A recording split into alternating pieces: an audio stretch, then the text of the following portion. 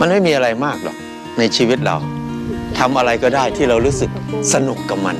ความสนุกเนี่ยมันสำคัญและยิ่งใหญ่ที่สุดเพราะมันเป็นสิ่งที่ทำให้ชีวิตมันมีความหมาย